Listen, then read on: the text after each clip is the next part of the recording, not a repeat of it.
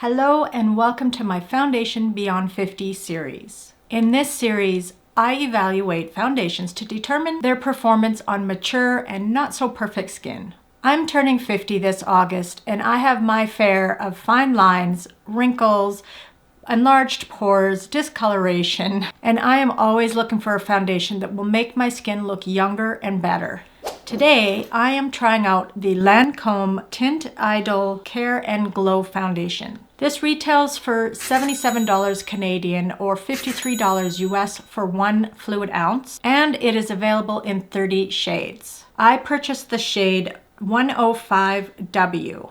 This foundation claims to be 24-hour wear, transfer resistant, and medium coverage, and it does have a natural finish. The packaging is a beautiful clear glass with a white pump. I tested this foundation for 2 days in a row. The first day I tested it with and without primer, and the second day I tested it with no primer, just a sunscreen. However, I did apply it with a brush on my right side and a beauty blender sponge on my left. This way I can evaluate its performance with different application techniques. Before we move on, if you like my content and would like to see more beauty tips for women over 50, don't forget to hit that subscribe button and ring the bell so that you'll be notified of my upcoming videos. Also, if you like this video and you like me, please give me a big thumbs up. It helps me out so much more than you know. All right, let's dive in.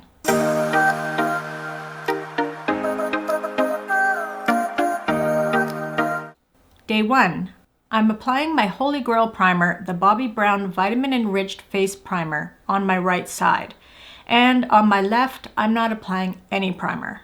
This foundation has a thick viscosity, which makes it heavier and will provide more coverage, potentially being better at concealing imperfections, but usually requiring more effort to blend it smoothly.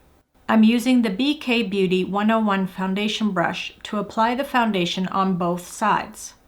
I used a total of 4 pumps of this foundation, and using the foundation brush, I found that it was a little hard to blend it out. It did not blend out as well as I would like and as well as some of the other foundations that I have. And so I'm not sure that using a brush is proper for this foundation. After applying the rest of my makeup, I set everything with my Lise Watier Magnifique 4-in-1 setting spray, base, hydrating care, and protector. On first impressions, the foundation did not blend out very well initially. I had to do a lot of blending.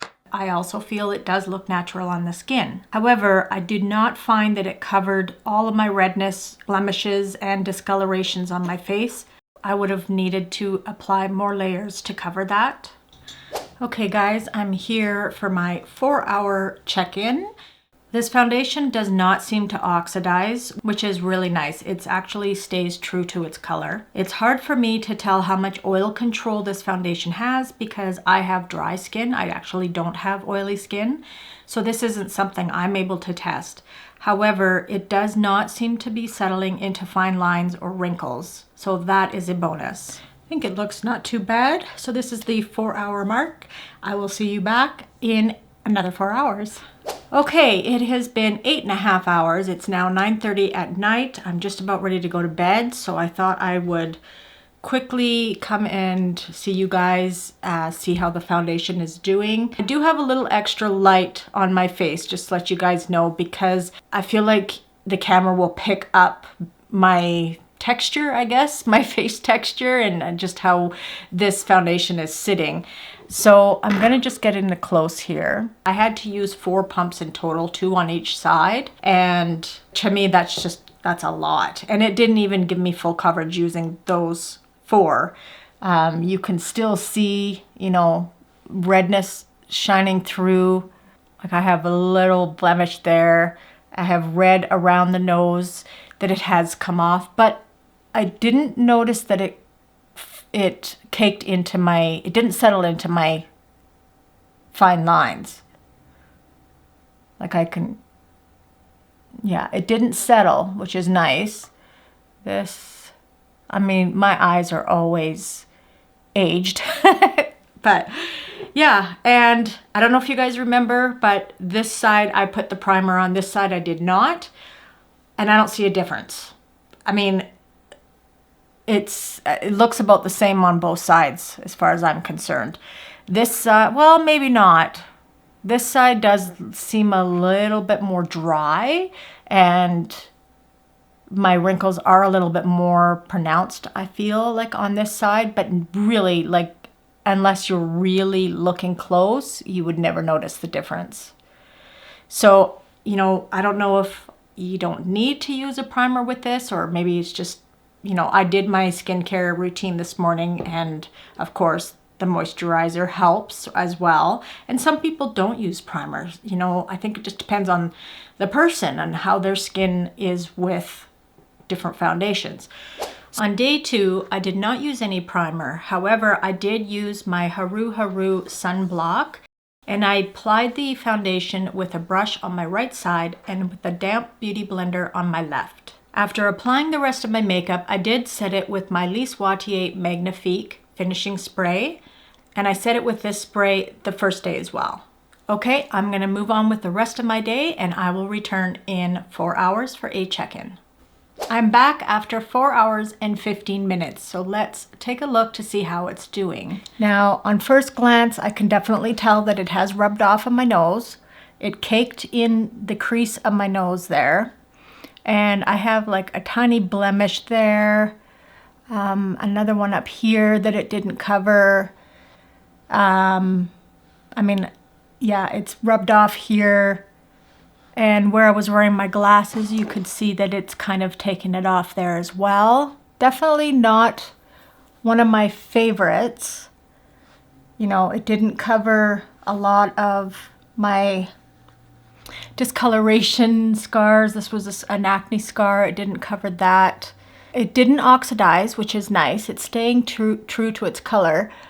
So I will go on with the rest of my day, and I will be back and touch base with you in another 4 hours, which will be about 8:15 p.m. tonight. So I will see you then. Hello again. It is almost 9 p.m. I think I'm a little late, but that's okay. The longer the wear, the better. Let's take a look at how the foundation did after over 8 hours. I just added a little bit more light so that you can really see.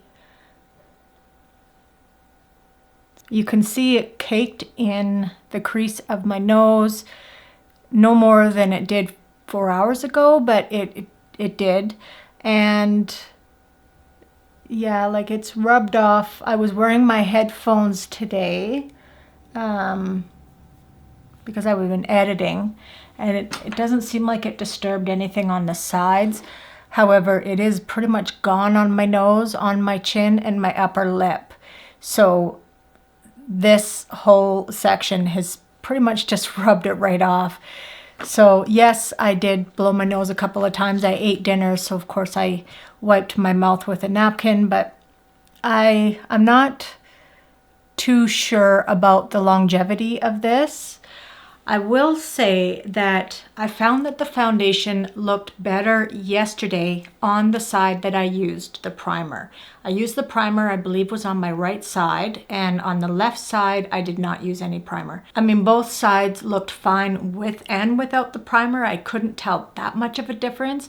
However, it was a bit, just a tiny bit drying on the side that I did not use primer. But today, applying it over top of the sunblock, the Haru Haru sunblock, it didn't stay. It was really patchy. It didn't blend very well. The longevity was not there. It did not oxidize though. So even after over 8 hours, it's still true to its color.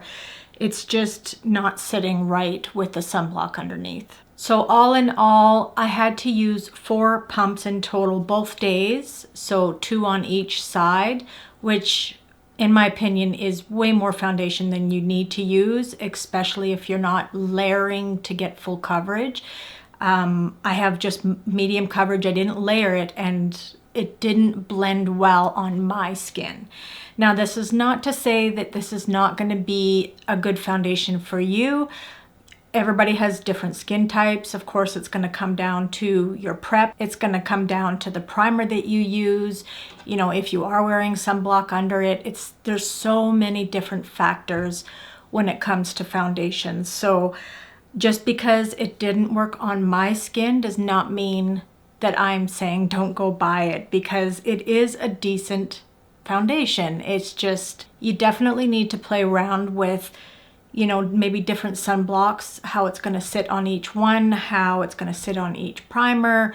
There's so many variables. So that is my final thoughts. I want to know what you guys think. You guys have seen now the close-ups of all the variations that I did. Please comment below and let me know what you think, how they sit on my skin, and if you're willing to give it a try. I would love to hear from you. That is all I have for you guys today. I want to thank you all so much for watching, and I will catch you in the next video. Bye, beauties.